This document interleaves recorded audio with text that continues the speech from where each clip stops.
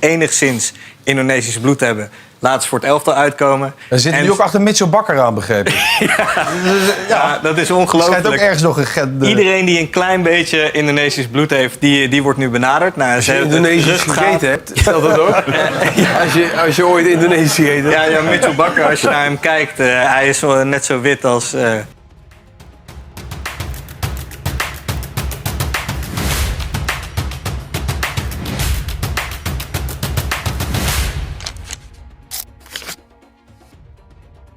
Breaking news guys, Mitchell Bakker jalani proses naturalisasi guys. Dari harganya aja kita udah bisa lihat guys, ada harga, ada kualitas. Harganya sangat mahal guys, 86,91 miliar. Ya hampir sedikit lagi lah tembus 100 miliar value-nya guys. Kenapa dia mahal? Karena dia udah menjuarai banyak buat pialanya guys. Kalian bisa lihat sendirilah apa aja piala yang dimenangi oleh Mitchell Bakker ini. Mitchell Bakker, pemain berdarah Indonesia yang mungkin bisa gabung timnas Indonesia. Isu mengenai naturalisasi Mitchell Bakker memang sudah santer terdengar. Tapi di luar kabar-kabar teknis itu, ada cerita lebih dalam yang patut dikulik, siapa sebenarnya Mitchell Bakker dalam konteks Indonesia. Dari mana garis keturunannya, sejauh mana ia merasa sebagai bagian dari bangsa ini. Dan apakah benar ia siap menjadi bagian dari timnas Garuda?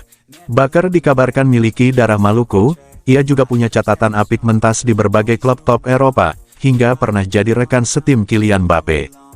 Dari laporan media Belanda, Algemeen Dagblad menyebut bahwa kini pihak PSSI tengah dekati Bakker dalam upaya proses naturalisasi. Kabarnya Bakker telah mengetahui hal ini serta niat PSSI untuk naturalisasi dirinya demi segera perkuat timnas Indonesia. Kini PSSI sedang meninjau garis keturunan Bakker yang disebut miliki darah Maluku di mana berasal dari kakeknya yang lahir di sana.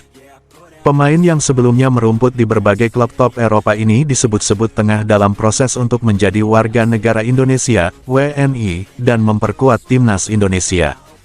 Rumor ini bukan sekadar angin lalu. Berbagai sumber terpercaya menyebutkan bahwa PSSI dan pemerintah melalui Kemenpora serta Ketua Umum Erick Thohir sedang menjajaki langkah konkret untuk menaturalisasi pemain yang dikenal memiliki kecepatan, kekuatan fisik, dan fleksibilitas posisi tersebut. Mitchell Bakker lahir pada tanggal 20 Juni tahun 2000, di kota Purmerend, Provinsi Noord-Holland, Belanda. Ia tumbuh sebagai anak dari pasangan ayah Belanda asli dan ibu berdarah Indonesia. Nama ibunya adalah Johanna Rukmini, yang berasal dari Surabaya, Jawa Timur. Johanna pindah ke Belanda pada awal 1990-an untuk melanjutkan pendidikan dan akhirnya menetap di sana setelah menikah.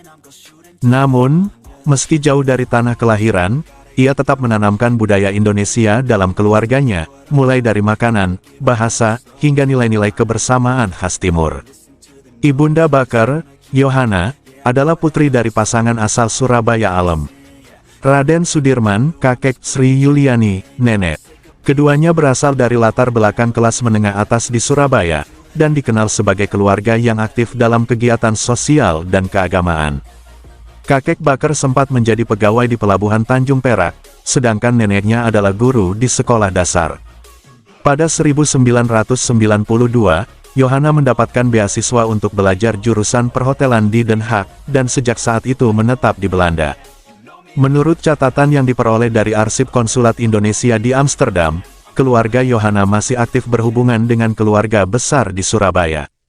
Bahkan, Mitchell Bakker tercatat pernah mengunjungi Indonesia pada tahun 2010 dan 2017.